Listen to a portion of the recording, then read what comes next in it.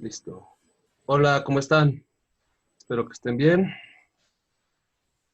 Buenos días, buenas tardes ya. Hoy, ¿sí me escucho bien? Sí, ok. Ho- Hoy vamos a tener un tema muy importante. No es la única vez que lo vamos a abordar, porque es muy importante. Hemos decidido abordarlo más de una vez en este semestre. Eh, Vamos a hablar del tema del feminismo, toda esta problemática de género. Para esto, invité a la maestra candidata doctora Bertalicia Bermúdez Tapia. ¿Lo mencioné bien? Sí, Bertalicia Bermúdez Tapia. Y ella tiene una licenciatura en ciencia política, si no me equivoco, en el TEC de Monterrey. ¿Estoy bien? Una sí. maestría, tu maestría fue en estudios de género, ¿verdad? En Chile, En estudios de género y cultura, sí. en la Universidad de Chile, ¿no? No me equivoco. Exactamente.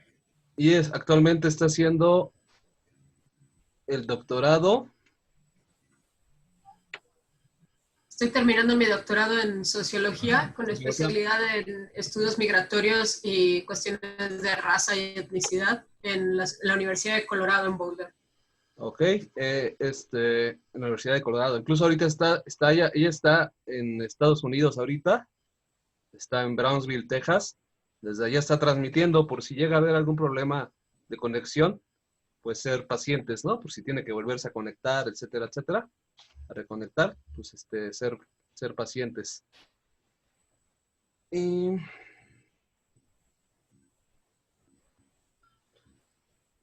y, y, y, y, y.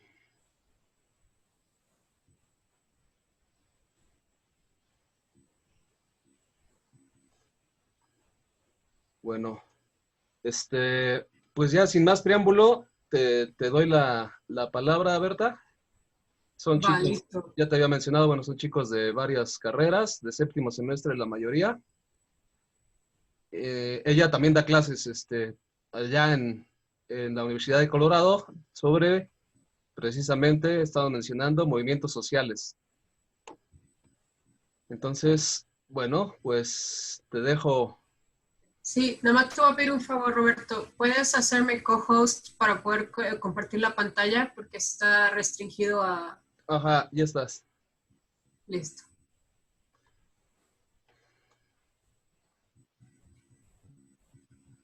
Perfecto. Yo creo que acá están viendo ya mi pantalla, ¿verdad? Sí. Sí, ya. Listo. Perdón. Yo sigo haciendo mi tonterías. Bueno, muy bien. Oigan, pues muchas gracias Roberto por la invitación. Espero que, pues no voy a tratar de no hablar tantísimo para que más bien podamos tener una conversación después y me puedan preguntar algunas dudas que tengan o simplemente conversar sobre lo que opinen o su opinión sociológica sobre este tema que me parece a mí crucial. Me encanta poder compartir esto con ustedes, ya que, como lo mencionó Josué, estoy haciendo mi doctorado y estoy haciendo un trabajo más que tiene que ver con estudios migratorios, estudios de raza y etnicidad. Sin embargo, como el fundamento de mi formación como socióloga viene precisamente de los estudios de género y de esta maestría que hice en Chile. Entonces, casi todo mi trabajo de investigación deviene de este recorrido feminista y está plasmado en una postura de estudios de teoría feminista, de deconstrucción colonial, etcétera, que vienen como de la mano, ¿no? Eh, a esta que les voy a dar ahora la nombré Caminos en constante movimiento, porque una cosa que he aprendido sobre el feminismo es que no podemos como instalar una lógica muy particular sobre lo que es el feminismo y decir el feminismo es esto, porque el feminismo va a significar varias cosas a través del tiempo y a través del espacio. No es el mismo y por eso deberíamos llamarlos feminismos.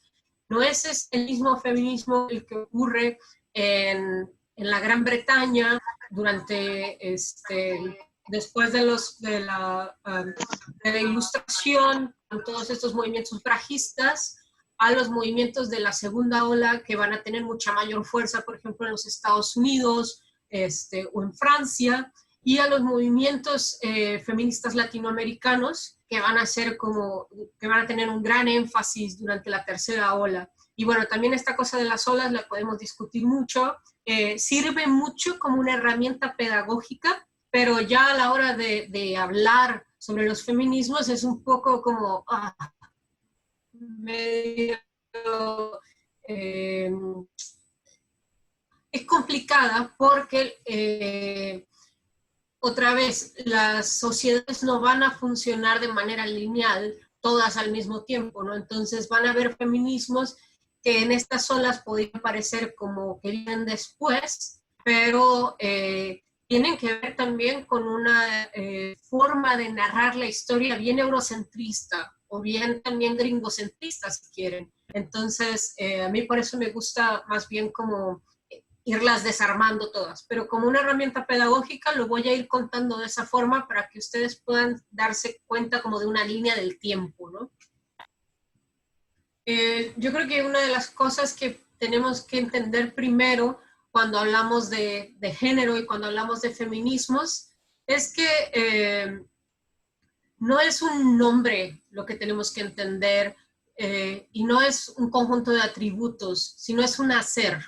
Y eso tiene que ver con lo que estaba diciendo hace un momento de cómo todas las personas en diferentes tiempos y en diferentes espacios vamos a ir haciendo y reconstruyéndonos y vamos a ir entendiendo quiénes somos, cómo funcionamos y por qué o por qué derechos vamos a pelear o cómo vamos a pelearlos o cómo vamos a trabajar para que esto ocurra, ¿no? Pero bueno, pensando en que necesitamos como una línea base, me gustaría plantear como esta definición un poco más general de lo que es el feminismo. Y yo lo entiendo como un conjunto heterogéneo de movimientos políticos, culturales, económicos y sociales que tienen como objeto la búsqueda de la igualdad de derechos y la eliminación de la dominación masculina. ¿Okay? No es la búsqueda de un identitario masculino, sino de algo más genéricamente humano. Yo escucho muchas críticas a veces de estudiantes y de otras personas con las que converso en el día a día, que hablan de esta idea de que el feminismo quiere que las mujeres o las personas que no se identifican con un género queremos ser iguales a los hombres o a los varones. Ese no es el fin del feminismo. No está buscando este identitario masculino, sino un identitario genéricamente humano. Y sí busca la eliminación de la dominación masculina en términos de esta estratificación de los varones heterosexuales como en la punta de la escala social. Y que bueno, ya si además le metemos temas de cuestiones raciales y étnicas, podríamos hablar no solo de los varones heterosexuales, sino del varón heterosexual blanco, o en el caso de México, este mestizo blanco, ¿no? El desarrollo del feminismo nos va a introducir a un juego cambiante y dinámico de reapropiaciones, autodefiniciones, y por eso es bien importante entender cómo funciona el sistema de género y las relaciones de poder. Esto es bien importante porque incluso dentro del feminismo vamos a encontrar que hay como puntos de choque y puntos de encuentros y de desencuentros entre las propias feministas. Y esto tiene que ver con esas reapropiaciones y autodefiniciones, ¿no? Voy a darles el ejemplo de lo que ocurrió durante los años 60 con el movimiento feminista en los Estados Unidos y cómo este movimiento ha sido dentro de los Estados Unidos altamente criticado porque fue un movimiento sumamente blanco. Y estas feministas blancas venían y hablaban de los derechos que necesitaban todas, cuando pues las mujeres negras todavía no podían ni siquiera utilizar los mismos baños que ellas y no les permitían tampoco participar del movimiento o tenían que participar, por ejemplo, en colectivos separados o si iban en una manifestación, las blancas marchaban al frente y las mujeres negras marchaban atrás, ¿no? Y entonces hay una serie de discusiones ahí sobre, bueno, entonces, ¿son feministas o son feministas blancas que están luchando por ciertos aspectos, ¿no? Es por eso que empiezo con esta idea de este juego cambiante y dinámico, porque el feminismo hoy en los Estados Unidos es muy distinto a ese feminismo de los 60, sobre todo porque algunas fracciones de este feminismo han entendido muchas cosas y se ha deconstruido bastante.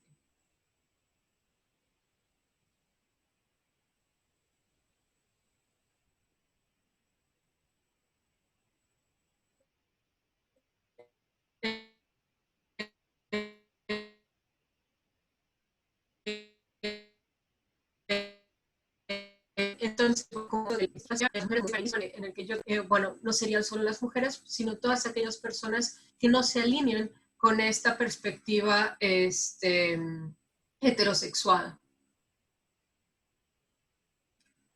Para poder comprender lo que les estaba explicando antes, teníamos que imaginarnos la historia en términos de cultura. Y yo me gusta representarlo como estos engranajes que se van moviendo todos juntos para poder trabajar esta maquinaria de la cultura, ¿no? Entonces siempre estamos cambiando y estos cambios van a generar variaciones en quiénes somos y por lo tanto nos vamos a tener que ir adaptando, ¿no? Entonces, esto es bien importante cuando surgen críticas como, bueno, ¿y dónde estaban las feministas hace 20 años? Bueno, ahí estaban, y ahí estábamos muchas de nosotras, pero yo tengo 37 años, entonces a mis 17 años sí estaba ahí, nada más que no existían las plataformas, por ejemplo, digitales que existen ahora para proyectar el movimiento de las formas en las que se están proyectando hoy. Y lo que pasa hoy en una manifestación en la Ciudad de México es replicado inmediatamente por redes sociales y llevada al resto del mundo en cuestión de segundos. Entonces, esos cambios, variaciones, adaptaciones, son cosas que tenemos que tener muy claras a la hora de entender el movimiento feminista a través de la historia. Entonces, ¿cómo surge como estas primeras olas o estos primeros momentos del movimiento feminista? Van a surgir con la Ilustración, con esta idea de sujeto, sujeta, individuo, ciudadanía que surge en Europa en este momento de la Ilustración. Y el feminismo va a aparecer como, a mí me gusta llamarle, la radicalización de la Ilustración. Y esta cosa esta palabra radical que suena como a veces muy fuerte, no es otra cosa que la noción de que las mujeres están pidiendo lo mismo que la Ilustración, pero para todas las personas. Porque cuando nos acercamos al movimiento de Ilustración, vamos a ver que era un movimiento de Ilustración bastante acotado, y estos derechos universales que surgen con la Ilustración en realidad eran derechos muy acotados a los varones blancos, de hecho solo de ciertas naciones y no una cuestión tan universal como nos la han pintado, ¿no? Entonces el movimiento feminista surge precisamente como un contrachoque a esta idea de la Ilustración y dice, bueno, sí, pero vamos a que entre esta Ilustración a todo lo genéricamente humano. Ahora bien, les contaba de estas olas y no sabía yo qué tanto o no sé todavía qué tanto están empapadas y empapados con esta idea de las olas. Perdón, es que doy clases en inglés y se me va a salir mucho el pochismo de repente, pero ustedes relájense. Puede ser que hablemos de tres olas, pero acuérdense, en distintos espacios, tiempos, no es que el feminismo latinoamericano llegó atrás o nunca entendieron lo que era hasta mucho después, es que los procesos de conformación de las naciones, de los sistemas jurídicos y de los derechos de cada uno de los espacios que habitamos es distinto. Y entonces, pues van a ir las reacciones a estos marcos jurídicos van a funcionar en tiempos distintos, ¿no? Entonces, la primera ola es este feminismo ilustrado y las vindicaciones de los derechos de las mujeres, y se va a extender desde la ilustración, desde la Revolución Francesa hasta mediados del siglo XIX. Y van a ser como toda esta idea feminista de nosotras queremos tener acceso a elegir a nuestros gobernantes y poder votar. Estos derechos fueron entregados pero de forma muy, muy paulatina. Primero en las grandes potencias europeas, después llegó hacia Estados Unidos y ya bastante tarde va a llegar a lo que conocemos como el tercer mundo, que no me gusta llamarlo mucho así, pero a los países que fueron colonizados por estos estados europeos. En el caso de México no va a ocurrir hasta pasados 50 que las mujeres van a tener acceso a poder votar. Ok. Entonces, esta es como la primera ola que otra vez se extiende, ¿no? Porque estos movimientos de lucha por el acceso al voto van a variar, incluso dentro de un mismo país. En Estados Unidos se va a dar en un momento para las mujeres blancas y es muy interesante. El feminismo blanco sigue llamando a esta fecha emblemática del derecho al voto de las mujeres y no es sino hasta después de 1960 que las mujeres negras tienen acceso a votar.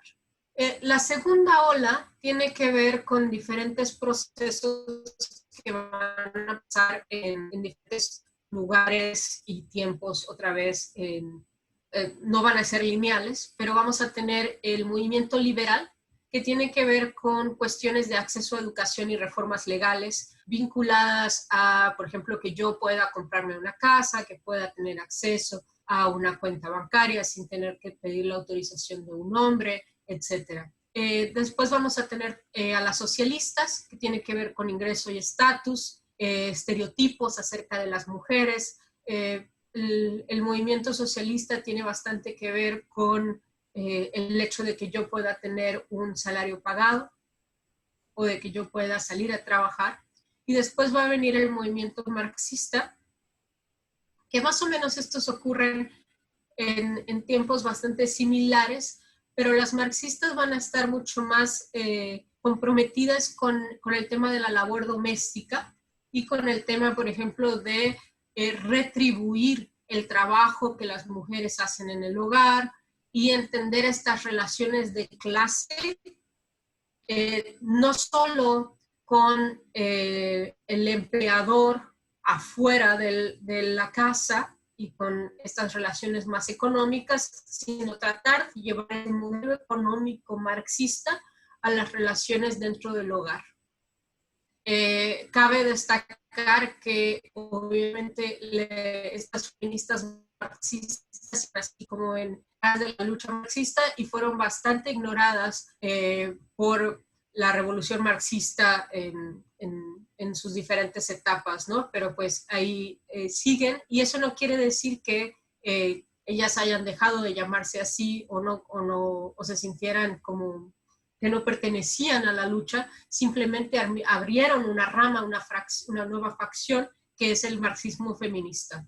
Y luego tenemos el feminismo radical, que es como un poco el más conocido, al menos en este lado del Atlántico, y que fue llevado mucho más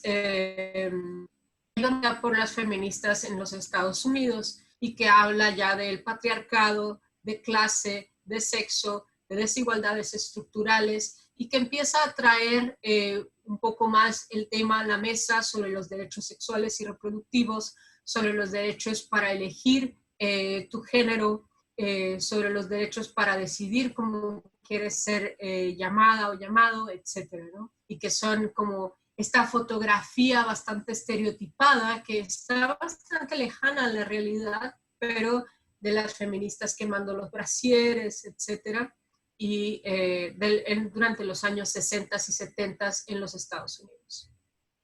Y luego vamos a tener esta tercera ola, que está representada principalmente por las feministas, no solo latinoamericanas, sino las feministas también que vienen de África, que vienen de las zonas como menos ricas de Asia, y que son estas mujeres que van a empezar a hablar primero de una crítica al uso monolítico de la categoría mujer.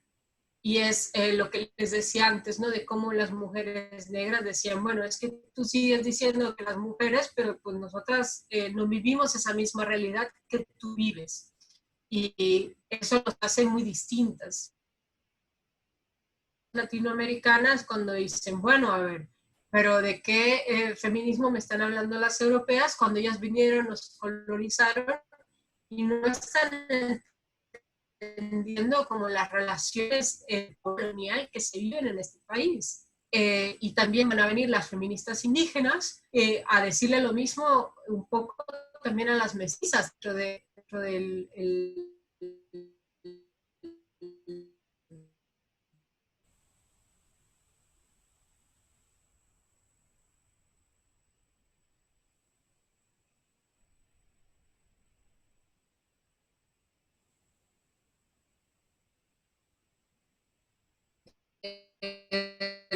con una de estas feministas de la segunda ola, Simone de Beauvoir, que bueno, puede ser bastante criticada por ser este feminismo colonial bastante blanco. Sin embargo, fue una de las que abrió brecha y comienza con esta, yo creo que es importante comenzar con esta frase muy famosa dentro del segundo sexo de Simone de Beauvoir, que dice, una no nace mujer, sino que se llega a serlo.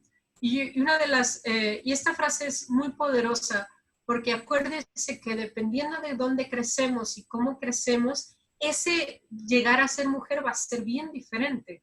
Y qué tipo de mujeres vamos a ser y cómo vamos a entender el ser mujeres va a ser muy, muy distinto.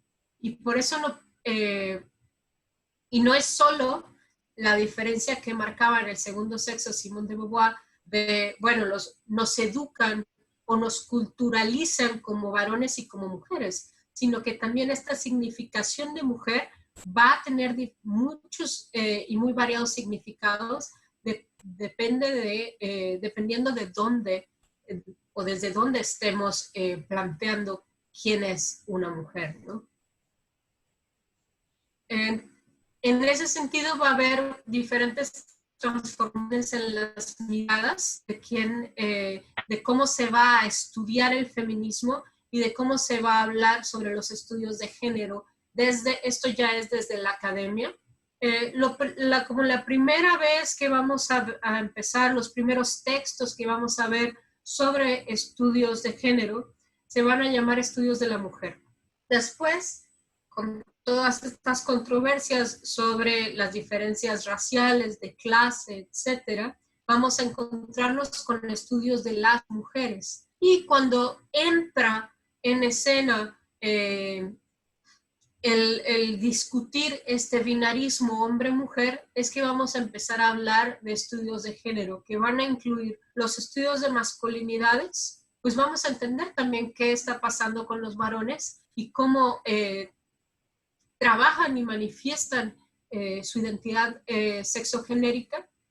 Luego vamos a tener la teoría queer y el transgenerismo. La teoría queer va a hablar sobre o va a tratar de entender todo esto vinculado a lo no heterosexual principalmente, ¿no? Todas aquellas personas que no se definen dentro de este esquema heterosexualizado. Y luego el transgenerismo, que va a discutir la idea monolítica de el binarismo entre sexo y género, hombre-mujer, y que yo tengo que ser una mujer y comportarme como una mujer por el hecho de haber nacido con órganos sexuales femeninos o por tener ciertas cargas genéticas de un lado o del otro, ¿no? Entonces son esas las discusiones que se van a empezar a trabajar en los estudios de género.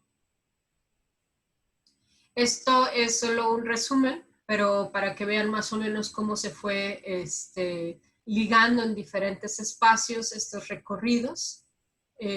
Otra vez, Europa es como el espacio del gran reconocimiento a este trabajo del sufragismo. Las estadounidenses van a ser las que van a traer como programas más autónomos a los estudios de mujeres y currículas especializadas en temas de feminismo.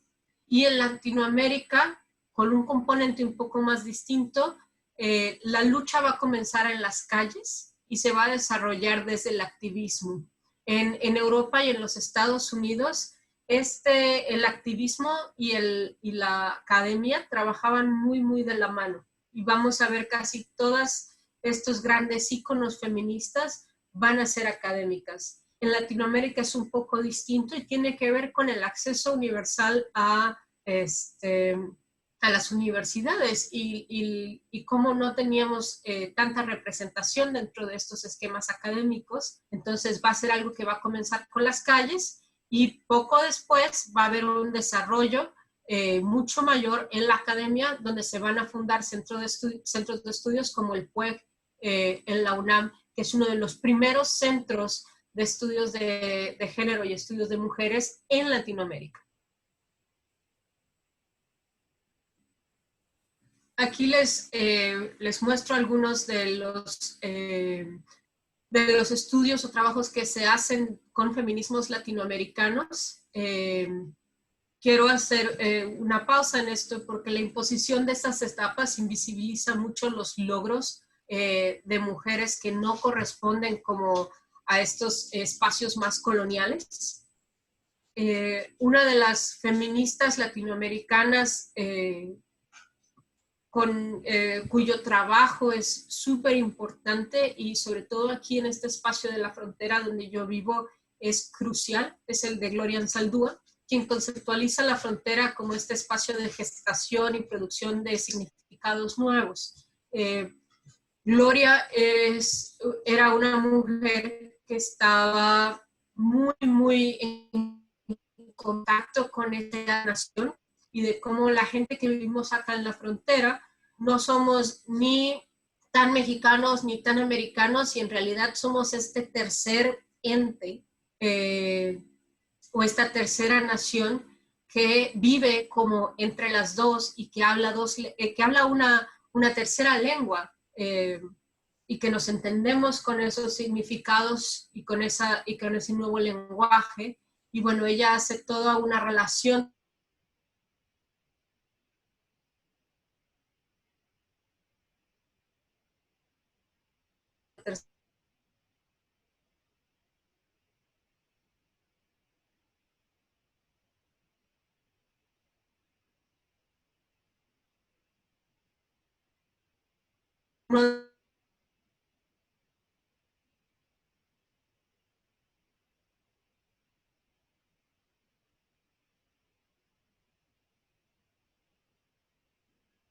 Se trabó, sí, se trabó.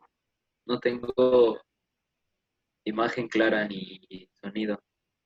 No soy el único, ¿sí?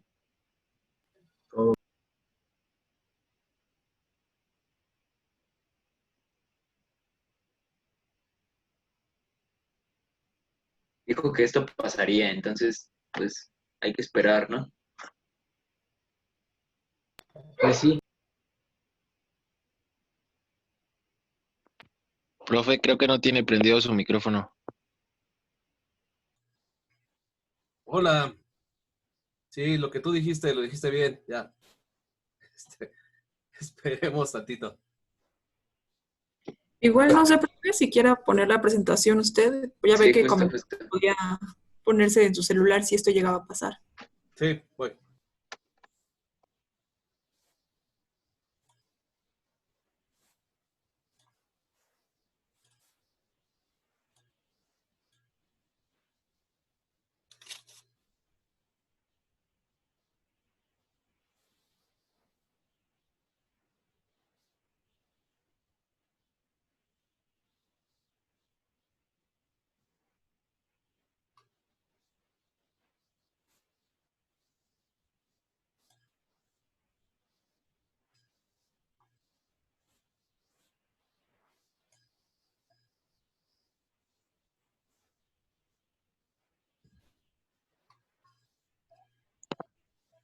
Hola, ya volví, perdónenme.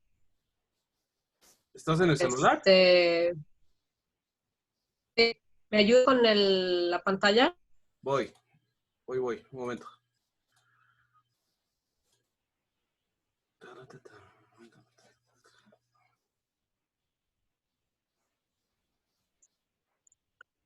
Bueno, yo voy a ir hablando y Sí, nada más ahí nos quedamos en la slide que está Gloria. ok. Bueno, les contaba que el trabajo de Gloria es súper importante, sobre todo porque pues Gloria no es ni americana ni mexicana en ese sentido, ¿no? Y entonces habla como de este feminismo latinoamericano mucho más diverso. Luego vamos a tener a Silvia Rivera. Ella va a introducir los debates postcoloniales y la realidad andina, localizando y contextualizando lo que pasa con las mujeres en estos espacios andinos. Vamos a tener también a Marí Ramos Rosado, quien va a contribuir a la comprensión de situaciones más complejas de marginalidad a través de lo que ella llama un factor llamado simbólico identitario. Y bueno, todos estos trabajos de estas mujeres latinoamericanas han llegado a espacios mucho más, pues donde están, no sé, la Simone de Beauvoir y otros nombres como mucho más reconocidos a nivel internacional y han ganado bastante, han abierto espacios, ¿no? Para las mujeres latinoamericanas, eh, pero bueno, todavía hay bastante que hacer. También tenemos el trabajo de Rita Segato, que el Colegio de México acaba de reconocer como un gran legado para el feminismo latinoamericano. Y bueno, pues si me pongo a nombrarlas a todas las mujeres latinoamericanas, nos vamos a quedar aquí más de las 2 horas que tenemos y también quiero escuchar sus ideas, ¿no? Si podemos pasar no a la siguiente slide de cómo entender el género, sino la siguiente. ¿Pudiste o no? Porque si no, trato de ver si me puedo conectar otra vez acá. Es que anda un poco trabada también mi computadora, entonces, si puedes, va a ver quién llega primero. Ok, voy a intentarlo. Denme un segundo. ¿Qué les va pareciendo mientras? Podemos ir platicando un poquito mientras yo logro arreglar esto. Si se les complica, me pueden pasar por correo y yo trataré de hacerlo.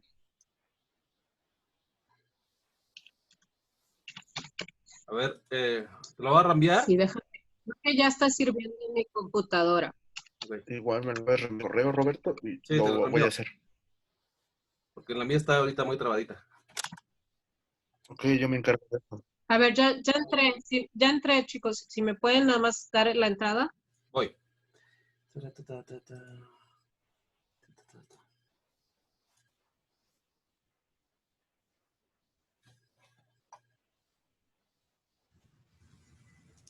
Súper, volví. Otra vez nada más dame acceso a compartir la pantalla y estamos. Voy. Muy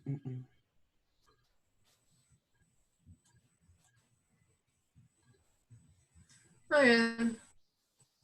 Gracias y por la paciencia y discúlpenme un montón, pero ahí vamos. Ok. Bueno. Y bueno, quiero hacer esto va a ser, porque no sé también si yo les estoy hablando un montón de esto del género y no les he explicado muy bien qué es.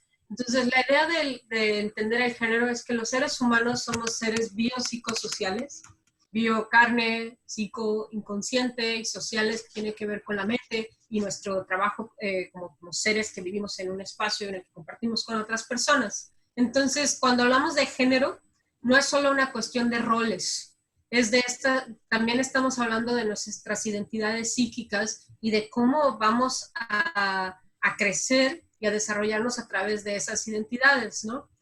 Entonces, el género no solo va a estar en el cuerpo, sino que también está en la psique y en nuestras relaciones sociales. Por eso el género es un filtro a través del cual vamos a ver el mundo. Y es una forma de interrelación y es una forma de identidad. Entonces, entendamos al género como una lógica cultural omnipresente. Eso significa que está siempre por encima de todos, viéndonos alrededor, y que va a teñir la construcción de la identidad psíquica y va a condicionar el sistema jurídico. Esto es bien importante, porque por eso estamos luchando porque el marco jurídico nos restringe los derechos según seas una mujer, según seas un hombre, según te quieras casar con un varón o con una mujer, o no te quieras casar, o bueno, no sé. Piensen en todas las diferentes luchas que han escuchado últimamente y cómo interviene la idea de quién es una mujer, de qué es un hombre, de si los seres humanos tenemos que ser heterosexuados o no, y cómo todo eso va a estar constreñido en este sistema jurídico, ¿no? Entonces, el género es un frasco, piénselo como un frasco vacío que se va llenando con relación al tiempo y al espacio y se va a llenar con todos los rasgos culturales asignados tanto a varones como a mujeres. Y le vamos a ir llenando todo.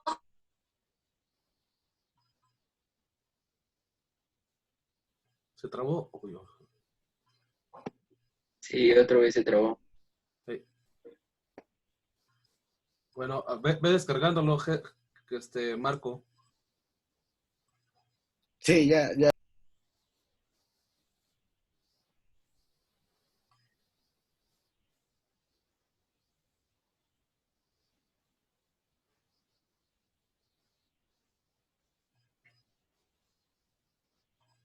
Estás trabada, Berta.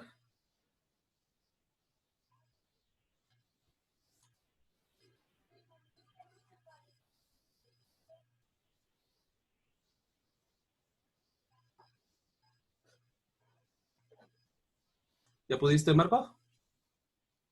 Sí, igual si me pones como anfitrión, ya la puedo pasar de una vez. Okay.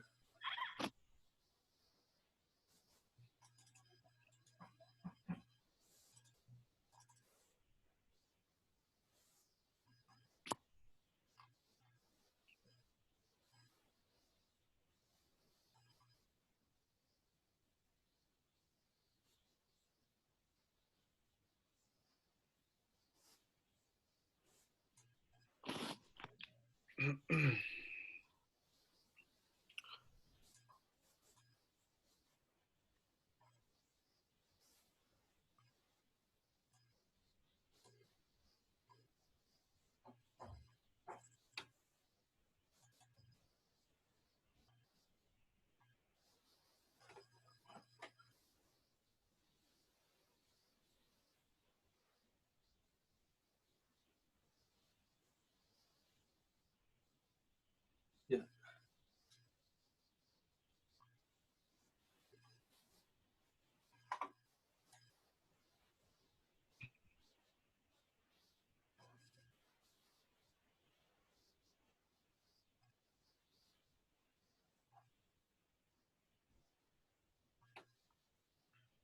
La-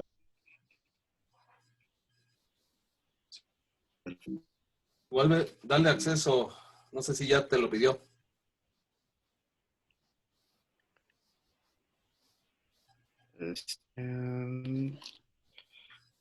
Listo.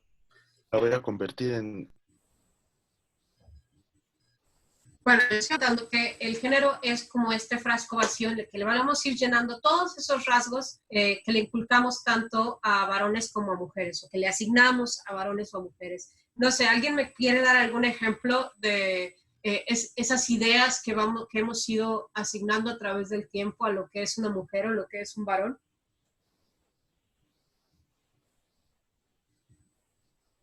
Pues puede ser incluso hasta el largo del cabello. Ándale. Y bien interesante lo que dijo Mariana sobre el largo del cabello, porque eso es algo que ha ido cambiando a través del tiempo, ¿no? Si nosotros vemos imágenes como del pasado, vamos a ver cómo los hombres utilizaban pelo largo y de repente a alguien se le ocurrió que no, que tenía que ser corto y ahora es una norma, ¿no? En Luego ese sentido, también...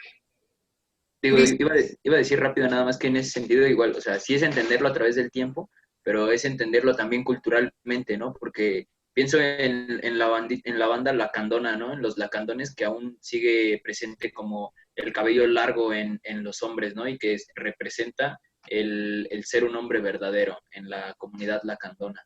Claro, y por eso les decía, ¿no? Que esto tiene que ver con el tiempo y el espacio. Hay espacios en los que, ciertos rasgos que para ciertas culturas pudieran parecer como exclusivos, para otros no lo son, como es el caso, por ejemplo, del uso de las faldas en ciertas sociedades y que son aceptadas para los hombres, inclusive son rasgos de orgullo, ¿no? Dicen las profesiones, sí, la adopción de actitudes y muestra de sentimientos, el largo de las uñas, la ropa, la dualidad entre el azul y el rosa. Y claro, todos estos elementos, cuando vamos y buscamos como de dónde vienen, a veces las historias de dónde vienen no tienen mucha lógica o tienen que ver con cuestiones vinculadas al poder y cómo ciertas personajes políticos en algún momento decidieron que las cosas tenían que ser de determinada forma y la gente las siguió haciendo por una cuestión de imitación o de performance. Y hasta que nos dejamos de cuestionar, hasta que nos dejamos de cuestionar qué es lo que está pasando, ¿no? Y lo hacemos por una cuestión más de imitación.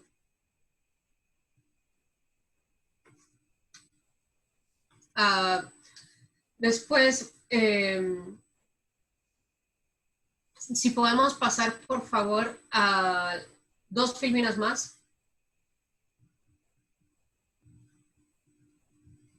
Este es un ejemplo sobre qué son las cuestiones que esconde el género. Y yo creo que una de las cosas que el género esconde o hace que se escondan mayoritariamente tiene que ver con los privilegios. Y esta es una frase de Michael Kimmel, que a mí ya Michael Kimmel no me gusta citarlo mucho, pero me gusta, y no me gusta citarlo mucho porque es uno de los profesores que ha sido señalado por el movimiento Me Too. Y bueno, tengo problemas para ya utilizar como su trabajo como referencia. Sin embargo, me gusta mantener esta reflexión que él hace porque me parece que ilustra bastante bien estas cosas que esconde el género, ¿no? Entonces, lo que Michael Kimmel cuenta es que un día estaba en una conferencia y pasa por un baño y se da cuenta que están unas mujeres en un baño platicando y que hay una mujer blanca y una mujer negra. Y bueno, la mujer blanca le pregunta, la mujer negra, están preguntando sobre qué ven en el espejo, ¿no? Y entonces la mujer blanca dice, yo veo a una mujer. Y la mujer negra le dice, ya, es que ese es el problema y la gran diferencia entre tú y yo. Porque yo cada vez que me veo al espejo, veo una mujer negra y tú solamente ves una mujer, porque para ti la raza es invisible y ese es parte de tu privilegio. Y entonces el problema del que habla Michael Kimmel es de que los privilegiados no saben cómo o por qué son privilegiados, porque esos privilegios funcionan de manera invisible. Y lo que él dice es que cuando él estaba viendo en el espejo, de repente dijo, cañón, yo cuando me veía ser humano, sin raza, sin clase, sin género, un ser universal. Y pues a partir de esa conversación, dice Kimmel, se convirtió en un hombre blanco de clase alta, media, y empezó a buscar como esta relación con sus privilegios. Yo creo que ese es algo, un ejercicio que debemos de hacer todas y todos, y de irnos después de hoy, si tienen ganas, irse a mirar al espejo y ver qué ven, y luego reflexionar sobre lo que no están viendo y lo que no estamos viendo. Y eso les va a ayudar mucho con sus relaciones personales, pero también si ustedes en algún momento, si están estudiando ciencias sociales y van a trabajar con otras personas en campo, ya sea porque van a hacer investigación o porque van a hacer trabajo en alguna organización no gubernamental o inclusive dentro del gobierno, y van a interactuar con otras personas, eso les va a ayudar mucho a hacer su trabajo mejor, porque se van a dar cuenta desde dónde están hablando con los demás y con las demás y desde qué posición de privilegio lo están haciendo o de no privilegio. Y van a poder entablar, yo creo, muchas mejores relaciones con su trabajo y con las demás personas. ¿Me puedes dar la siguiente, por favor?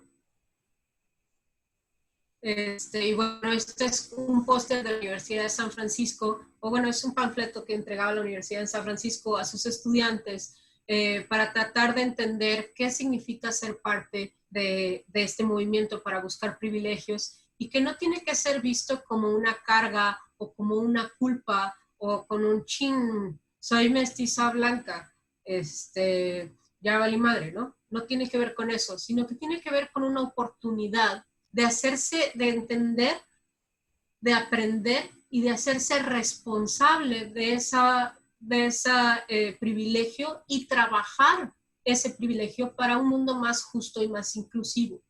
Yo creo que esa es la gran ventaja que tenemos de trabajar con los privilegios y tratar de utilizar ese privilegio no como un reconocimiento de una carga, sino como una herramienta para poder cambiar y hacer que este mundo sea mejor y vivamos de una manera mejor. O sea, no es solo como que, ay, bueno, pues sí, ya soy white mexican, ya ni modo, me toca estar ahí diciendo tonterías en internet.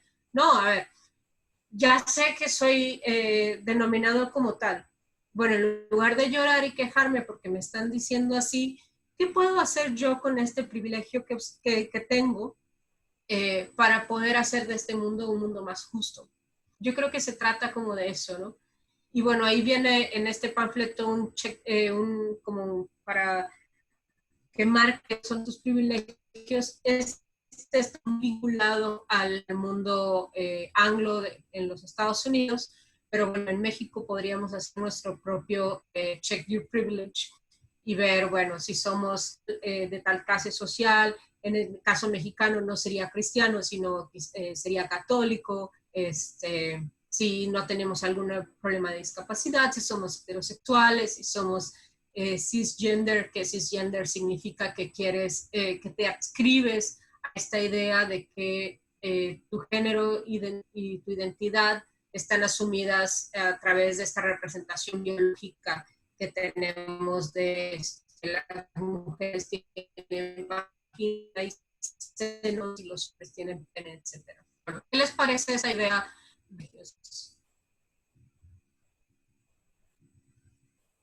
¿Creen que funcione?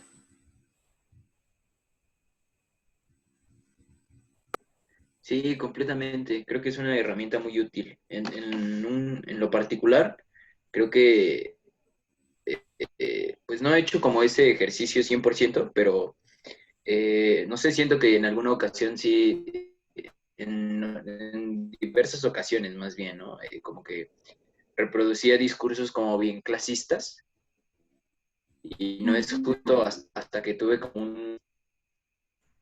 un acercamiento, ¿no? Y que entré a estudiar sociología y pude como ver mis privilegios, ¿no? Y ver de las cosas que mucha banda no tenía y otras personas sí tuvieran, fue que cambié mis actitudes, ¿no? Hacia esas personas o hacia otro tipo de personas en otras situaciones económicas. Entonces creo que es un ejercicio sumamente útil y más para esto de género, ¿no? Completamente. y para esta temática de género, pero en realidad les va a ser útil para cualquier interés que ustedes tengan como cientistas sociales y como personas en el día a día en realidad. Yo, por ejemplo, cada vez que me acerco a un proyecto de investigación y hago mi diseño el diseño del proyecto y cómo voy a estar trabajando y lo que voy a estar haciendo, siempre hay un par de párrafos que se llaman de reflexión de quién soy. Y entonces eso yo lo hago primero para contarle a la gente con la que voy a trabajar, bueno, a ver, quién soy, desde qué lentes estoy mirando la realidad que vamos a ir a observar, pero también para tratar yo de descargar como toda la mochila que traigo y quitar como el posible, la palabra en español es como estos posibles preconcepciones que yo puedo tener sobre el tema, ¿no? Y desde dónde lo estoy observando y cómo lo estoy observando. Siempre tengo esa parte de reflexión en mi trabajo y yo creo que yo se los pido a todos mis estudiantes que lo hagan, ¿no? Que digan, a ver, pues sí, porque no sé en la UNAM qué tanto se vea, pero al menos acá en la universidad tengo muchos estudiantes que dicen, no, es que yo quiero ir a trabajar con una comunidad cheyenne en tal parte. Ah, bueno, pero a ver, cuéntame cómo le vas a hacer, cómo vas a llegar, qué sabes de su historia, cómo te vas a aproximar, los vas a ver como seres extraños que quieres estudiar desde afuera, como esa antropología de principios de 1920, o qué es lo que vas a hacer, cuál es tu plan. Y entonces, dentro de su diseño de investigación, ellos me tienen que presentar esta reflexión de privilegios para ver cómo es que se van a acercar a esta comunidad que van a trabajar. Pero bueno, seguimos en la siguiente. Que aquí es donde ya me voy a meter un poquito más a hablar de estos movimientos feministas mucho más recientes y cómo el año 2020 se convirtió en esto que los medios llamaron como el año de las mujeres, que muchas feministas y activistas le nombraron así también, llamando a tomarse las calles y a marchar por las causas pendientes históricas del feminismo, no solo en México. Estos movimientos del 8 de marzo del 2020 ocurrieron a todo alrededor del globo. Se van a llamar diferente, van a tener hashtags un poquito distintos, pero estos movimientos de mujeres del 2020 se reprodujeron se multiplicaron y llevaron a diferentes lugares del globo, cada uno con sus particularidades. Y esto es muy importante, el movimiento en México fue referente y punto de pivote para gran parte de los otros movimientos que se dieron en el resto del globo. Otra cosa que es muy importante es que este movimiento de México no fue solo en el centro o en la Ciudad de México, sino que se llevó a diferentes estados y diferentes ciudades del país. Esa fotografía que tengo ahí fue tomada, yo la tomé en Monterrey, pero luego tuvimos una cuestión similar en Matamoros, que es la ciudad con la que hace frontera Brownsville, que es donde estoy yo ahorita. Y bueno, una cosa muy interesante de Matamoros es que hacía mucho tiempo que no se congregaban tantas mujeres para exigir sus derechos, porque, bueno, no sé si ustedes conozcan el contexto de Matamoros, pero es una ciudad altamente violenta, con mucha violencia de narcotráfico, etcétera. Entonces, no solo pues a las mujeres les da bastante miedo ir a manifestarse, sino que además el movimiento es bastante rechazado porque dicen, bueno, es que aquí nos matan a todos, ¿no? Y matan a un montón de gente y la violencia está generalizada, entonces, ¿por qué nos vamos a tener que enfocar en las mujeres si vivimos como una situación de violencia generalizada? Y bueno, la respuesta es la forma en la que las mujeres están muriendo.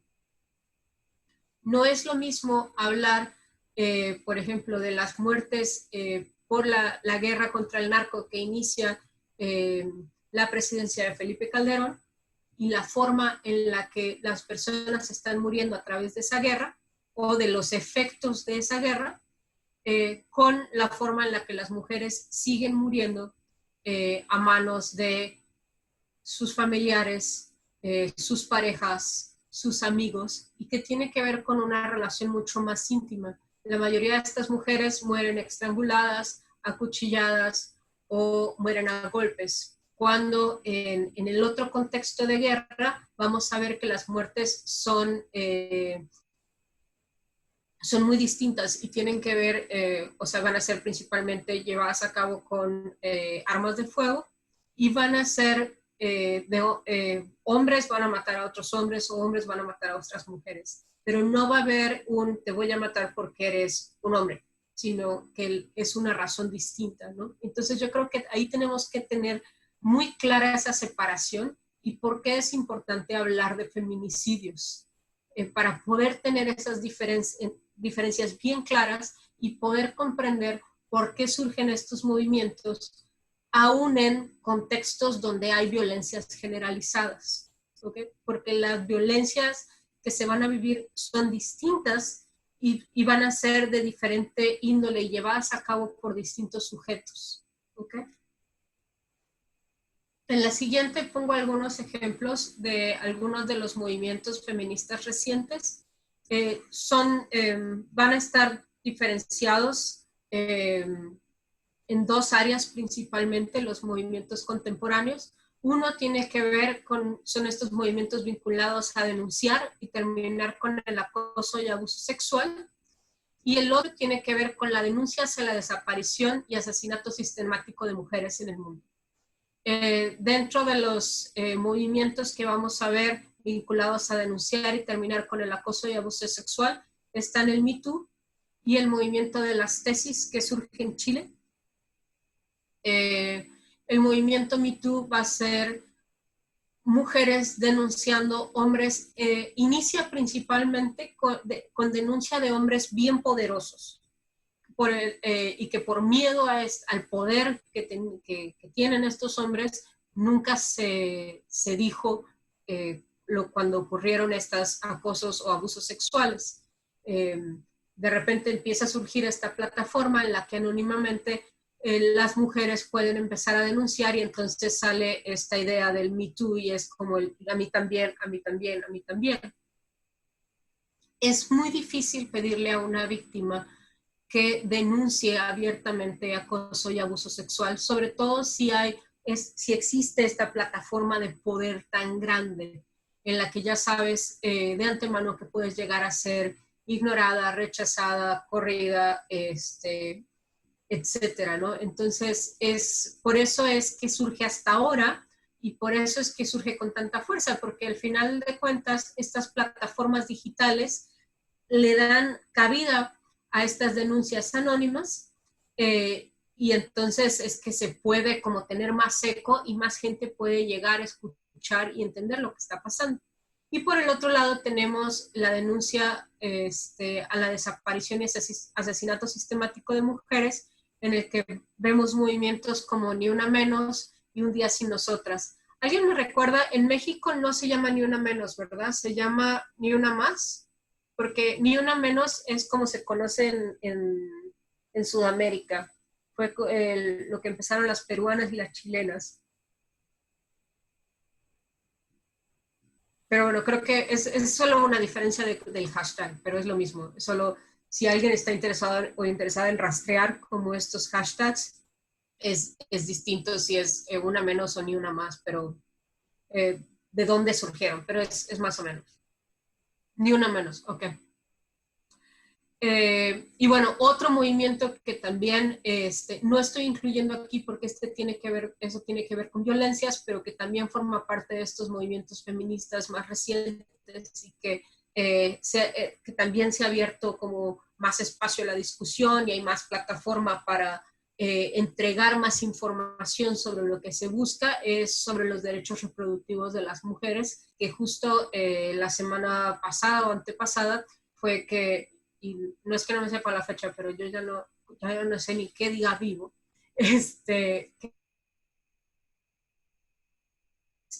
del aborto a nivel internacional.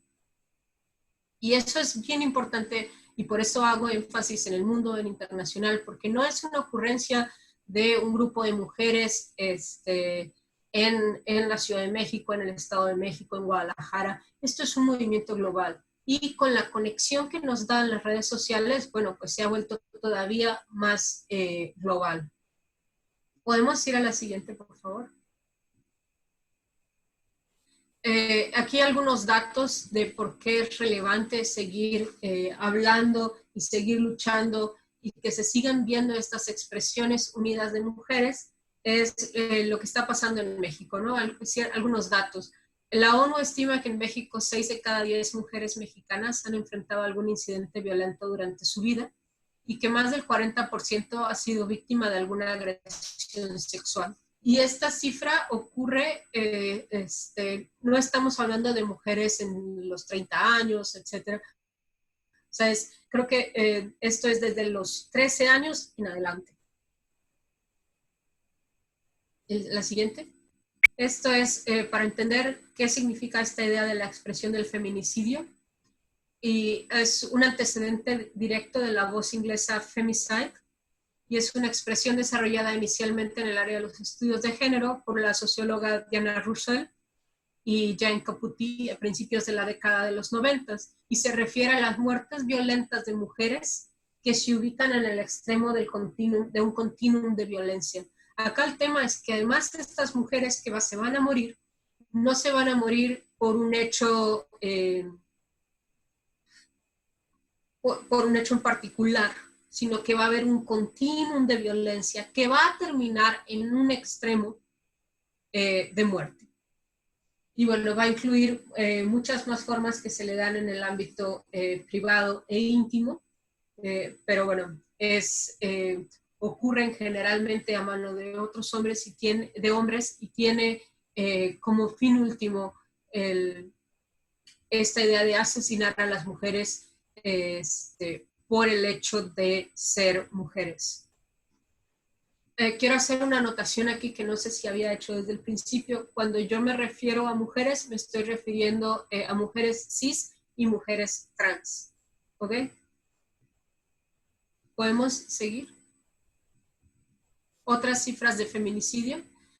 Sin importar en qué bases de datos oficiales decidas buscar, cada vez hay más mujeres asesinadas. En los años recientes, la violencia homicida y la violencia feminicida en México han ido aumentando constantemente hasta llegar en algunos casos a duplicarse.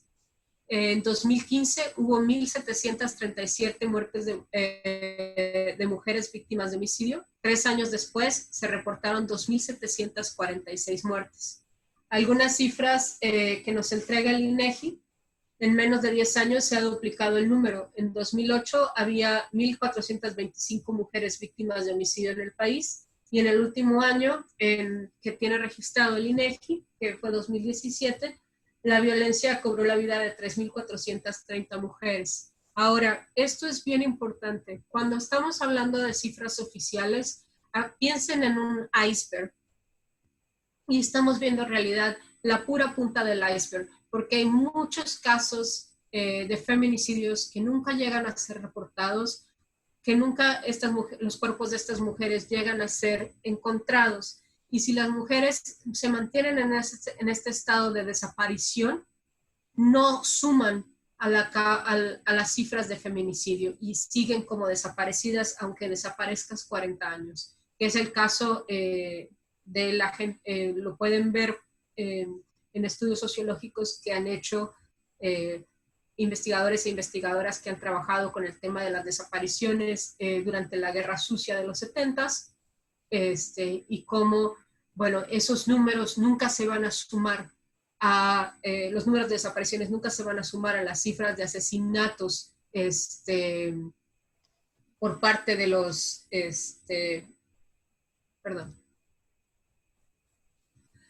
por parte de estos gobiernos, sino que quedan como desapariciones. Y es lo mismo en el caso de las mujeres. Bueno, hay quien pueda argumentar que no han aumentado las víctimas de feminicidio, que sí han aumentado, pero aparte hay que sumarle todas las desapariciones de estas mujeres y de las que casi nunca se encuentran sus cuerpos. La siguiente. Aún así, con los datos oficiales que tenemos, 10 mujeres en México son asesinadas cada día. Y a lo mejor cuando escribí esta slide, ya no volví a buscar, pero a lo mejor ahora son 11. Casi estoy segura. Pero yo creo que 10 es una cifra bastante grande como para entender que sí es bien importante pensar y luchar por los derechos de las mujeres a estar vivas y a ser libres de hacer, salir, platicar, vestirse como una quiera, etc. Y bueno, esto es lo que yo les tenía como preparado para que ustedes escucharan de lo que yo sé, de lo que busqué, pero me gustaría si tienen preguntas o si quieren que extienda en alguna parte o si quieren comentar algún caso que ustedes conozcan de este tipo de movimientos. No me quise meter como muy en específico en este movimiento o aquel porque no sé en realidad qué cosa les interese platicar a ustedes, ¿no? Si quieren ya podemos quitar la pantalla, el sharing de la pantalla.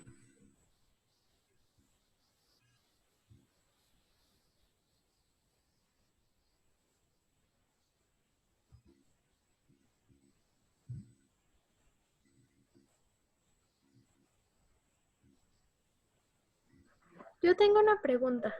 A ver, dime, Carolina. Leí alguna vez en algún paper que la verdad no recuerdo la autora, en el que hablaba que muchas veces estas investigaciones antropológicas y sociológicas solo se realizaban como de mujeres privilegiadas viendo a mujeres pues sí, mucho menos privilegiadas, ¿no? Puede ser en tema de raza, etcétera. Pero, y afirmaba que solo era como posible implementar esta cuestión de la perspectiva de género si empezábamos a estudiar a mujeres dentro de nuestro mismo privilegio, por así decirlo, y no viendo como solamente hasta abajo, ¿no? Porque de alguna manera estaríamos, no sé si colonizando desde el conocimiento, pero pero sí, o sea, no sé, ¿tú crees que es posible que integremos como este tipo de perspectivas y sensibilidades, como en investigaciones así, o que sí sea necesario solo ver a mujeres desde nuestro mismo privilegio y para arriba incluso? Mira, es que acá ya, bueno, yo creo que es este punto que leíste en este artículo es bien importante y es parte de lo que estaba hablando, ¿no? De estos privilegios que tenemos y pues sobre todo como está construida la forma en la que puedes llegar a la universidad, pues solo bien poquitas personas llegan a la licenciatura. Ahora imagínate que para llegar a un doctorado, pues solo el 1% de la población llega a ese punto, ¿no? Entonces esto hace que se complique bastante la idea de solo vamos a estudiarnos entre nosotras, que sí fue algo que se empujó durante mucho tiempo y que yo creo que es correcto. Sin embargo, hay otras aproximaciones el día de hoy hacia esa problemática y una se llama, es una forma de diseñar tu estudio y se llama, en inglés es Community Based Participatory Research y en español es como investigación participativa basada en la comunidad, vamos a ponerle así. No sé qué tanto se esté desarrollada ya en México. En la universidad donde yo estoy se está haciendo cada vez más, pues no sé si común todavía, pero ya hay más gente que está trabajando con esto. ¿Y de qué se trata? Bueno, pues yo quiero estudiar a los migrantes deportados en México. Y pues no soy una migrante deportada y tengo todo este costal de... Lo que voy a hacer es que voy a construir mi diseño de investigación basado en el intercambio comunitario con la gente. Y entonces voy a hacer que yo ya no tengo sujetos de estudio u objetos de estudio, como es esta narrativa más tradicional de las ciencias sociales, sino que voy a trabajar directamente con la comunidad y la comunidad me va a dar a mí lo que ellos necesitan que yo investigue y van a investigar conmigo y van a publicar conmigo. De hecho, dame un segundo, me voy a salir tantito del cuadro y te muestro un libro. Sí. Este libro. Me encanta este libro. Se llama Decolonizing Ethnography y no lo van a alcanzar a ver ahí, pero tiene 1, 2, 3, 4 autores, Carolina Alonso, Luciano y Daniel Cohen. Entonces, Lucía, Carolina y Miriam son parte de la comunidad y son parte del libro y son autores del libro.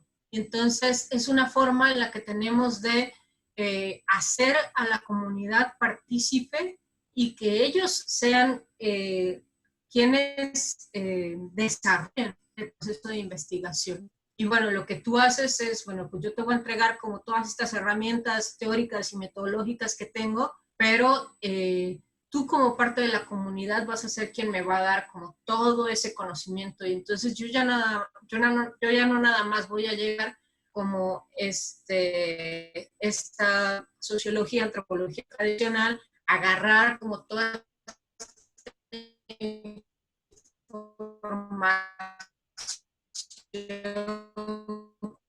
como, nada más como datos, analizarla, sino que yo estoy trabajando con gente y esta gente me está proveyendo de algo, entonces vamos a hacer que esto sea con participación. A mí me parece que ese es uno de las formas que existe en la academia. Y también tengo otra pregunta. Bueno, es más como una...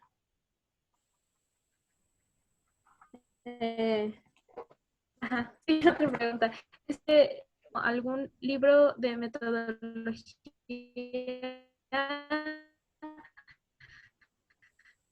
que se me haya, bueno, que me va ayudando para mi tesis, porque estoy estudiando, pero solo me he encontrado como papers que hablan de esto, pero no sé, la verdad es que no he encontrado algún texto que me apoye mucho para la tesis. Okay, pues te podría, si quieres, a ver, vamos a hacer esto.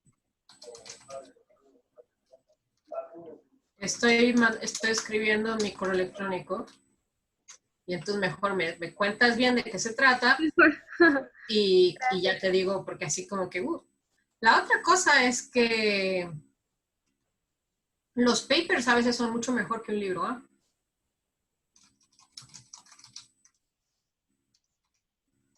Porque los papers pasan con procesos mucho más rigurosos de para poder ser publicados. Entonces, no le tengas miedo a trabajar y a citar papers en tu diseño. Está bien poner papers y no libros. Pero sí, si yo tengo alguna cosa, te la mando. Y bueno, a quien quiera me puede escribir y también le puedo mandar alguna referencia. Nada más cuando me escriban, me cuentan me dicen de que son de la clase de Roberto, de qué se trata lo que lo que están buscando. Tampoco esperen que yo les vaya a mandar como toda una lista, ¿no? Les voy a decir por dónde buscar o qué buscar. Y díganme si saben, si pueden leer inglés o no, para también yo poder, no les vaya a mandar puras cosas que no puedan leer.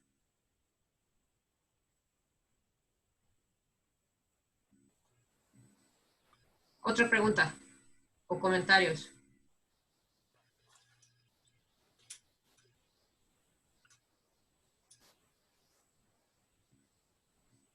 Porque yo creo que esto tiene que ver con lo que les platicaba al principio, Christopher, de cómo hay grupos que van a surgir con determinadas ideas, y en este caso voy a decir también determinados privilegios, y que no entienden ese privilegio de ser cisgender o de no estar fuera como de esta identidad asignada de ser mujer. Hay algunos argumentos que utilizan los movimientos feministas que están apartados de la comunidad trans, que tiene que ver como con la invisibilización de las mujeres y como estas mujeres trans tratando de ocupar esos espacios. Yo no estoy de acuerdo con esa postura porque, otra vez, para mí las mujeres trans son mujeres. No son hombres que transicionaron a mujeres, son mujeres, y como mujeres tienen que ser tratadas desde el feminismo.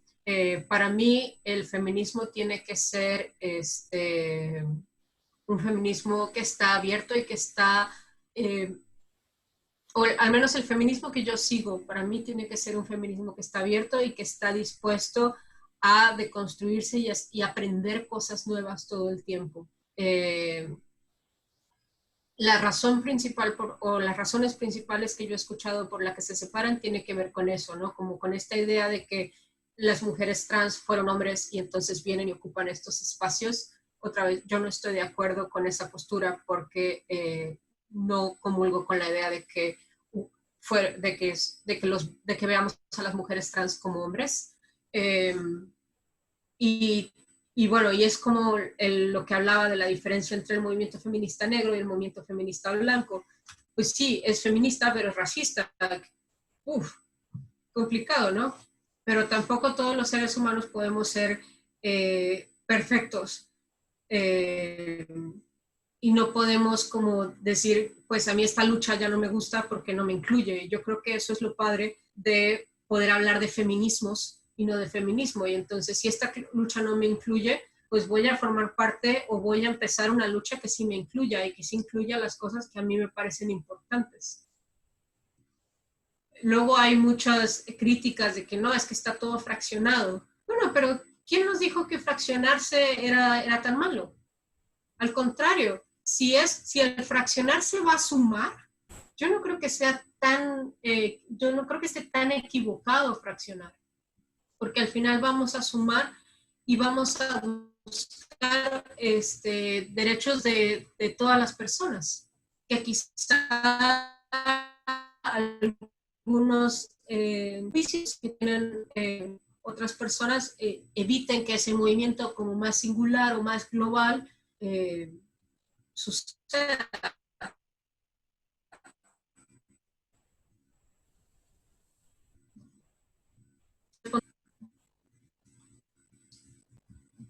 ¿Alguna otra pregunta, comentario, ideas que tengan? Yo también tengo una. Bueno, creo que serían dos, pero... La primera igual para hilarlo un poquito, ¿no? Ahorita el tema que justo empezó a salir. Y mi duda va más orientada, ¿no? ¿Qué pasa en este caso con los hombres trans, ¿no? Si aún encuentran cabida en el feminismo, por ejemplo, a través de los estudios de género, etcétera, o si en realidad se desprenden de ellos, ¿no? O sea, creo que he encontrado cierta discusión al respecto, ¿no? Igual más hilado, por ejemplo, en la otra versión, ¿no? De las mujeres trans, al final de cuentas, vienen de una posición de privilegio, o etcétera, ¿no? Que los hombres trans se pasan a esta posición. Esa era como la primera, y la segunda mejor me espero para no romper esta línea, ¿no? Ok. Mira, yo creo que los estudios de género son mucho más fluidos que como ponerte en una posición o en la otra. Y de hecho hay feministas que nos han mostrado bastante esto, y obviamente pues van a estar en contraposición unas con otras, unos con otros, pero por ejemplo si te interesa ese tema del feminismo trans y principalmente de los hombres trans, Revisa el trabajo de Paul B. Preciado. Lo anoto aquí.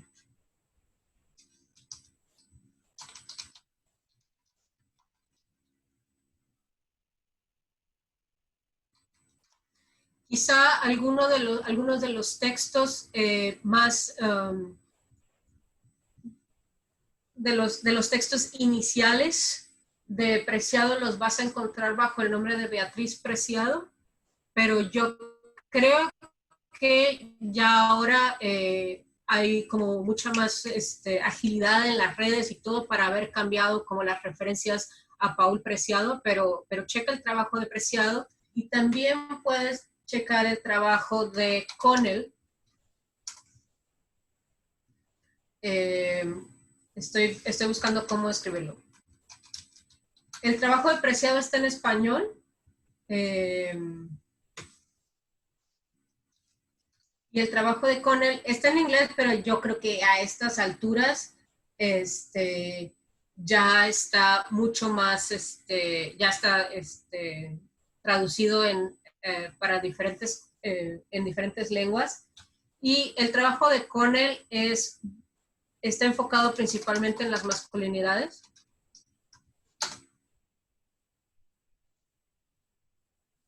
También hay ahí diferentes nombres que se utilizan para Connell. Creo que el más fácil de encontrar es R.W. Connell. Ay, con doble, lleva doble L, se me fue una L. Yo creo que por ahí puedes encontrar bastantes respuestas a cómo el feminismo está trabajando este tema trans y este tema de las masculinidades dentro del feminismo, etc. ¿Y tu otra pregunta? Gracias. Bueno, también no sé si haya otra pregunta de mis compañeros para no como acaparar esto primero. Yo tengo ahí una cuestión y bueno, mi pregunta es en cómo podemos posicionarnos los varones heteros, ¿no? Digo, entiendo que no tenemos como lugar en el mismo, pero muchas veces como vatos heteros, neta, o en lo particular me pasa, no sé si aquí a los otros compas les pase, que a veces no nos sentimos ni siquiera, o por lo menos yo no me siento ni siquiera en la posición de meter un comentario, ¿no? Por tal vez un temor a un linchamiento social por parte de muchos grupos como muy radicales. Entonces, pues no sé, o sea, pienso un poco en eso, ¿no? ¿Cómo podemos posicionarnos los varones héteros en ese sentido, ¿no? Y si podemos emitir comentarios al respecto o no, o no sé, esa es un poco mi pregunta. ¿Cuál es tu perspectiva con respecto a...? Mira, mi perspectiva con respecto a la presencia de los varones dentro del movimiento feminista es que yo creo que es importante que formen parte como aliados del movimiento feminista, pero ser aliado tiene muchas repercusiones y muchas...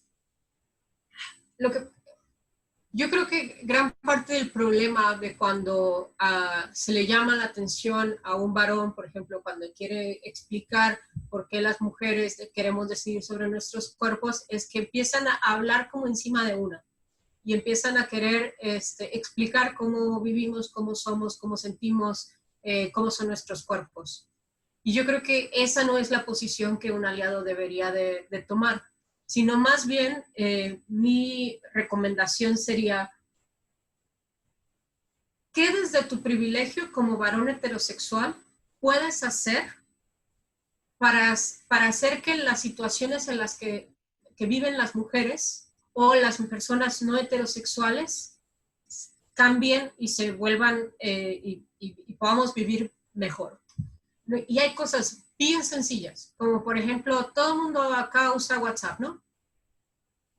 Y entonces, si en WhatsApp yo estoy en un grupo que se la pasa mandando chistes homófobos, o se la pasan rolando packs, o se la pasan haciendo chistes que se burlan del lenguaje inclusivo, o no sé, cualquier vertiente del movimiento o del que tú estés de acuerdo y en la que quieras ser aliado, y decir, oye, ¿sabes qué, compa? A mí no me gusta que me estén pasando esto por acá, o yo no voy a participar de esto.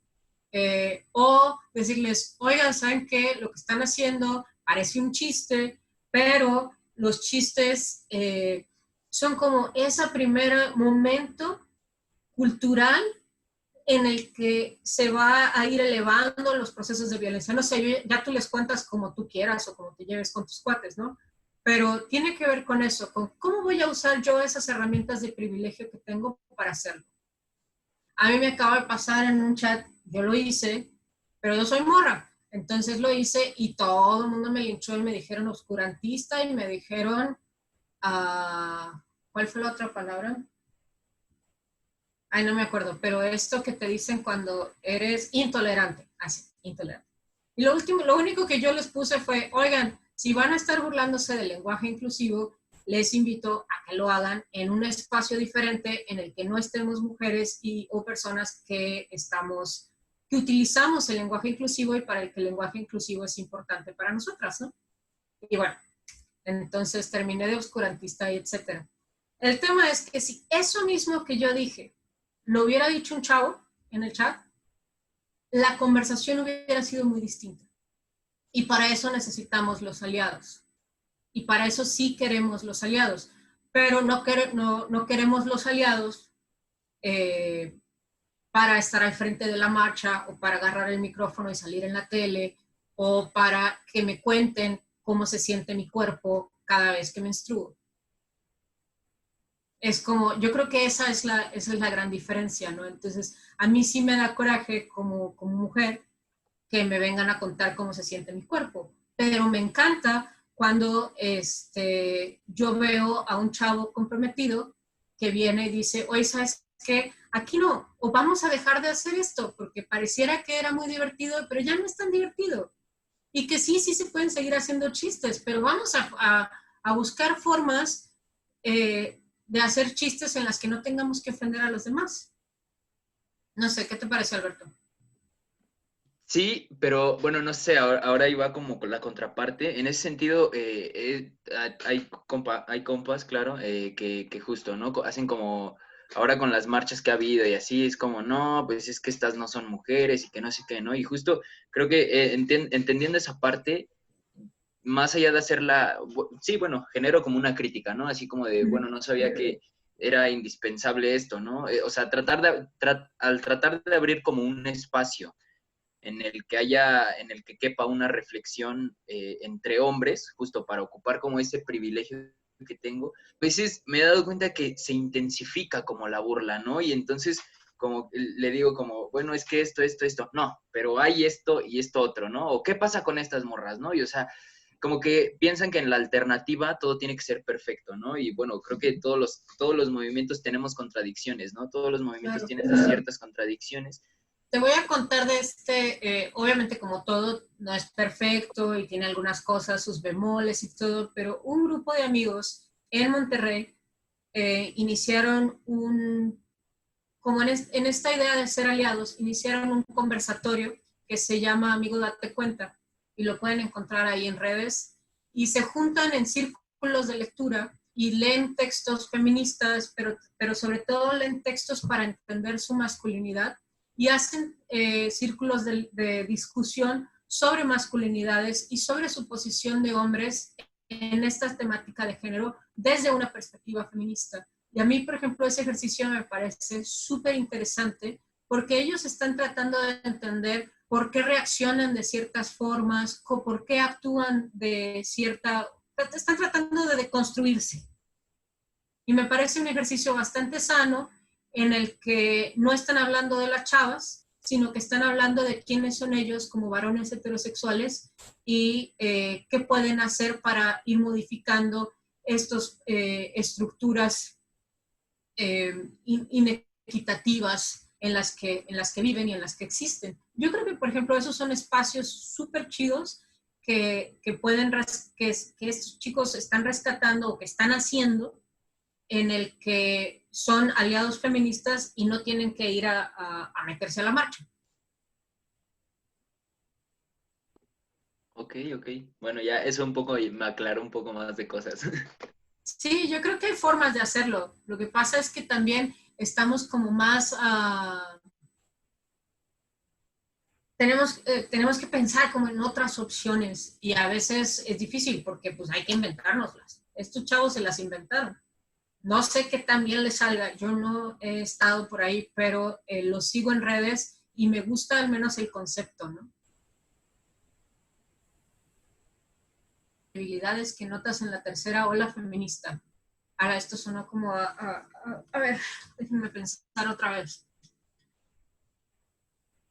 Yo creo que una de las grandes fortalezas de la tercera ola feminista es que trae consigo temáticas que no se habían tocado y que son estas temáticas como más escondidas que tienen que ver con el indigenismo, que tienen que ver con la decolonización, que tienen que ver con todos estos temas que estas mujeres europeas y anglos o americanas no habían visto y que no habían tratado y que de todas estas mujeres que habían sido completamente invisibilizadas. Así como se había trabajado también como desde esta idea de la mujer heterosexual y se había trabajado la segunda ola mucho más con esta idea de que las mujeres estaban casadas en su casa y tenían hijos. Y seguía como ese ritmo y ese tenor en el que las mujeres teníamos que ser madres, ¿no? Aunque se estuvieran discutiendo todas otras cosas que eran súper valiosas y súper importantes, se seguía posicionando a las mujeres en una idea de maternidad. Y la tercera ola va a cambiar por completo ese posicionamiento de las mujeres, además de que va a haber a otras mujeres que no habían sido vistas. Para mí yo creo que esas son las grandes fortalezas de la tercera ola, además de, bueno, de que se empiezan a luchar por derechos que tienen que ver también con la diversidad sexual y que no son exclusivos de las mujeres ni de las mujeres cis, sino que también van a entrar la comunidad queer a este proceso de lucha. Dentro de las debilidades, no sé, yo creo que y no es, yo no creo que eso sea un problema de la tercera ola, sino es el alcance que tiene, ¿no? Una de las cosas va a ser la colonización del inglés como un lenguaje académico, en el que nos vamos a encontrar que casi todos estos textos que discuten temas de género van a estar en inglés y los grandes journals que se van a leer en muchas universidades van a estar en inglés y si una no escribe en inglés, la cantidad de personas que van a poder acceder al texto va a ser mucho más limitada. Entonces yo creo que esa es una debilidad y que no creo que sea una debilidad de la tercera ola feminista, sino de este trono exclusivo que tiene el idioma inglés dentro de la academia y dentro también de los movimientos en general, ¿no? Si vemos y buscamos blogs, etcétera, casi todo va a estar en inglés. Entonces, el alcance que van a llegar a tener al estar escritos en otras lenguas es una complicación. Y la otra era que ya mencionaba, es una hiperfragmentación de los movimientos, porque van a surgir muchas más luchas y entonces pues no se van a poder comunicar en todo estos movimientos y por eso van a haber como pequeños grupos. Que tampoco creo que esto sea un problema, pero pues sí, a la hora de que no tienes como un movimiento tan grande como el de la primera ola, o con una sombrilla tan grande como el de la primera ola, pues es mucho más complicado de llegar a más gente o de comunicar la idea que quieres comunicar. Yo creo que esas serían como las fortalezas y debilidades que veo.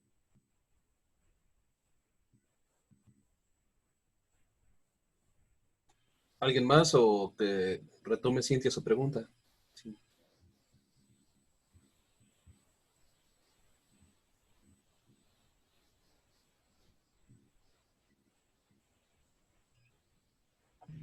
Es que han de decir que hablo mucho, perdón. ¿Cómo? Me han de decir que hablo mucho, por eso. No. Aquí no se dice eso. No, para nada. Eh, bueno, de hecho, ahorita al escucharla como que me ha hecho replantear un poco lo que tenía, ¿no? Y en realidad, pues me cuesta un poco trabajo trasladarla, ¿no? Es un poco polémico, ¿no? Y en realidad lo he escuchado y es algo que incluso no me ha salido de la mente, ¿no? Al retomar incluso esta visión tan amplia del feminismo, incluso ahorita que lo mencionaba, ¿no? Que puede parecer que está muy fragmentado, etcétera. Y ya voy otra vez a sonar a disco rayado, pero, por ejemplo, si para el feminismo o en sí para las mujeres puede representar, no quisiera clasificarlo como un riesgo, pero espero con ello transmitir la idea.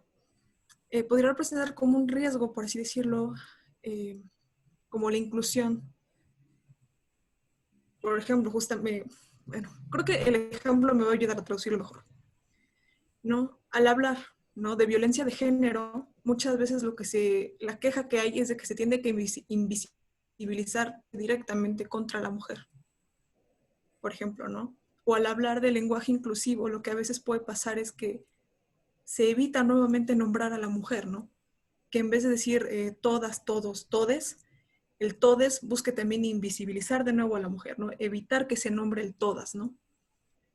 Entonces, creo que un poco de mi duda o de esta inquietud que pasa, ¿no? He encontrado incluso otros acercamientos con otras profesoras, otras activistas, etcétera, que no es que estemos peleadas con el transactivismo, no es que estemos peleadas con las identidades de género, comprendemos que es incluso, como mismo Judith Butler lo rescata, ¿no? Es una de las condiciones esenciales para una vida que tiene que ser vivida, ¿no? O sea, no es una cuestión de gusto, ¿no? No, o sea, es algo esencial, sin embargo, dentro de su compromiso feminista entienden que muchas veces puede llegar a invisibilizar o nuevamente como a someter esta lucha, ¿no? O que, vaya, tanto que se ha trabajado para que se nos nombre, tanto que se ha trabajado para que se enuncie la violencia contra las mujeres como tal, que se violence desde el lenguaje inclusivo, ¿no? Desde el reconocimiento del, bueno, como usted mencionaba, ¿no?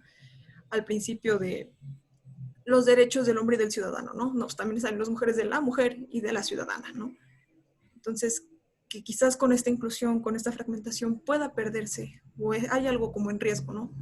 Creo que no me di a entender. No, pero sí te diste a entender muy bien.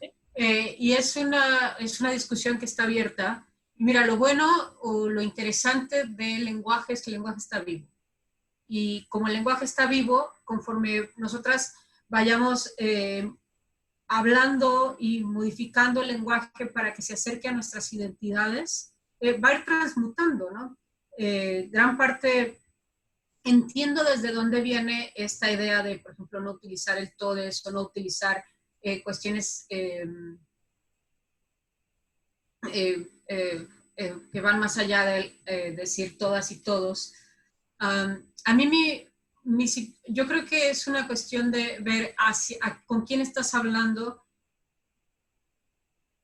a quién estás hablando o qué está hablando. Y desde qué plataforma de poder o desde qué plataforma política lo estás haciendo. Eso es bien importante. Si yo me paro a dar mis clases y yo decido solo hablar de todas y todos, voy a estar invisibilizando a las personas que les doy clase que no se adscriben como mujeres o como varones. Entonces ahí yo necesito encontrar ese otro artículo que me va a ayudar a que esa persona también tenga la posibilidad de ser nombrada dentro de mi curso, ¿no? Ahora bien, si yo voy a estar en una plataforma, por ejemplo, voy a ir a la Organización de las Naciones Unidas a hablar sobre la violencia que viven las mujeres en México y cómo nos están matando todos los días, entonces el lenguaje que voy a utilizar estratégicamente va a ser un lenguaje en el que voy a nombrar a las mujeres y voy a hablar con esos artículos y con esas declinaciones en femenino, porque necesito que sea escuchado ese discurso y que sea entendida la violencia que viven las mujeres todos los días en México, ¿sí? Y yo creo que tiene que ver con a quién le estás hablando, dónde estás hablando y cómo estás hablando. Y cuál es tu el fin último del discurso que estás estableciendo, de la narrativa que vas a entregar. Entonces, para mí en mi día a día, cuando me relaciono con las personas, utilizo más un lenguaje inclusivo porque estoy en contacto directo con mucha gente que no se denomina ni mujer ni varón. Y entonces es bien importante para mí también darles una identidad. Yo, cuando a mí me dicen, no sé, sobrinos, levántense y vengan a saludar a su abuela, yo no me paro, porque yo no soy sobrino.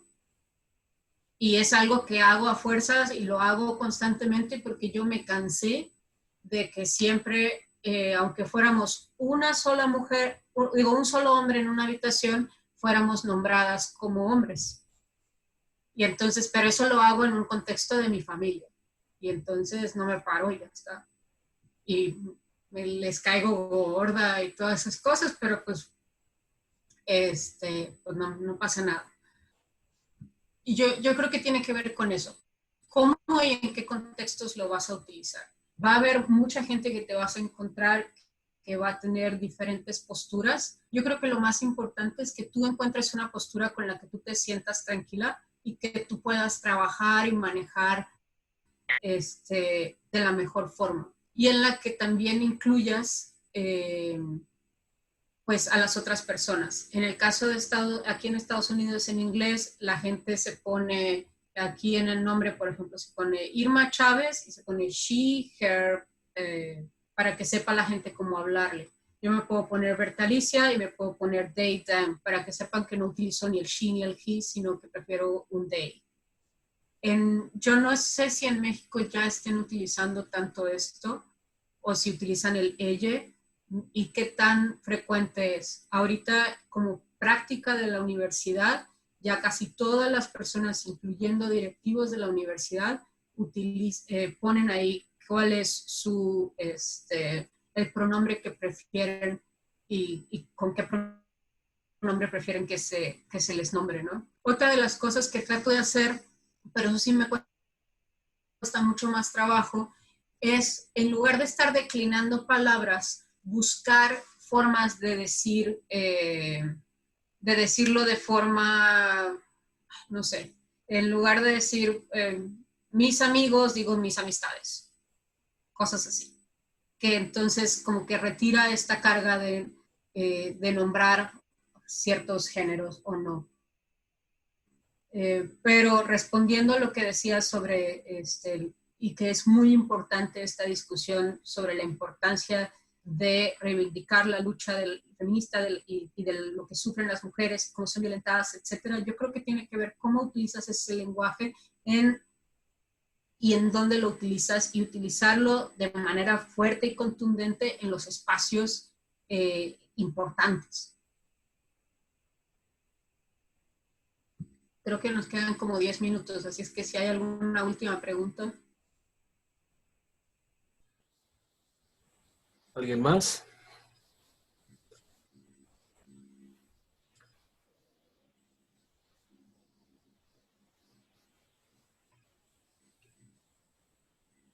Bueno, a veces es mejor escuchar y aprender. Muchos estamos en proceso de construcción también. Es una cuestión bastante profunda, bastante complicada. En lo personal creo que es un tema que es muy amplio, que tiene muchas aristas y que luego no se ven porque nos quedamos precisamente como con las críticas negativas, lo que se señala a veces hasta amarillistamente de los errores, o no errores, pues, acciones que tal vez no son entendidas, ¿no? O que se transversan. Y no vamos más allá, no vamos a profundidad, no vamos con las causas, no vamos con la historia, no vamos con esta memoria histórica. Y eso nos complica entender y nos prejuicia, no solo en el movimiento feminista, sino en muchos otros movimientos, ¿no? Todos los movimientos sociales son muchas veces atacados prejuiciosamente, y no los entendemos, no los analizamos, no los estudiamos. ¿Sí me escuchó? Sí, ¿verdad? Entonces, estos ejercicios nos sirven precisamente, uno, para aprender más, tener más hambre de conocerlos y de precisamente ver qué posición podemos tomar al respecto, ¿no? En este caso ya se habló y coincido mucho de lo que se habló de, por ejemplo, nosotros, los hombres, qué posición tenemos que tener. Que debe ser una posición, pues sí, más de construcción y de aprendizaje. ¿Alguien más quiere decir algo? No, ¿verdad? Bueno, pues si no, o Berta, ¿quieres comentar, dar un cierre final? Pues adelante para ya despedirnos. No, solamente agradecerte y agradecerles por haber estado aquí estas 2 horas, y cualquier pregunta que tengan, bueno, ahí tienen mi correo. A veces me tardo poquito en contestar porque tengo un montón de trabajo, pero ustedes ténganme paciencia, yo les contesto. Y nada, pues a seguir trabajando por esto, que yo creo que vale la pena. Y acuérdense de irse a ver al espejo y a ver qué encuentran. Pues muchas gracias por tu tiempo. Sé que estás bastante ocupada ahorita con tus clases, el doctorado y todo. Muchísimas gracias. Gracias a ustedes también por estar aquí, escuchar, reflexionar juntos. Y bueno, es la segunda vez que podemos trabajar. Una vez fue presencial, ahora es por esta vía, en una clase aquí de la UNAM. Me da mucho gusto que se dé. Las cosas incluso han cambiado, ¿no? No sé, bueno, supongo que tú, no sé si lo notas, yo sí lo noto, de cómo se va posicionando también estas discusiones en los salones. No es lo mismo. Es muy diferente cómo se ha ido posicionando desde unos años para acá. Yo sí lo noto mucho, ¿no? La reacción de los jóvenes, el empape que tienen, las dudas son de otro tipo, ¿no? No sé. Eso es bastante interesante. Pues muchas gracias. Te damos un aplauso. Ya por ahí te pusieron la reacción del aplauso virtual. Ahí están otras. Pues muchísimas gracias, Berta. Y muchas gracias a ustedes. Nos veríamos el próximo viernes. Por ahí nos ponemos de acuerdo. Va a ver con Alberto. Ajá, el viernes toca con los compas de Puerto Rico y el movimiento de Ricky Renuncia. Ok, exacto. Entonces va a estar bueno y nos ponemos bien de acuerdo para el enlace y todo eso. Va que va. Sí, pues para mí sería mejor que tú lo crees, porque yo, como mi cuenta no está vinculada, creo, a la de la UNAM, me dan nada más de límite 40 minutos. No, Entonces, vale. Lo creo y te lo mando y se los mandas. Perfecto. Como lo hemos hecho. Bueno, pues muchas gracias a todos y gracias, Alberta. Gracias buenas tardes. a todos. Bye. Nos vemos. Gracias. Muy bien. Al rato subo esta conversación a la página del grupo. Bye. Muchas gracias, buen día. Bye, gracias. Gracias, buen día. Bye. Nos vemos, Cani. Nos vemos, Rock. Ahí. Tengo 2 ponencias más, te las mando. Ah, bueno, está bueno, sí, porque está por confirmarme fecha también el Mastuerzo, entonces para que no choquen, nada más. Ajá, sí, yo te mando, ya tú me dices. Órale, ya estás. Las otras Órale, ya quedaron pues. como tú dijiste, ya quedaron las otras. Esas ya están, ya no se mueven. Órale, pues. Vale, un Órale. abrazo. Bye. Un abrazo, bye.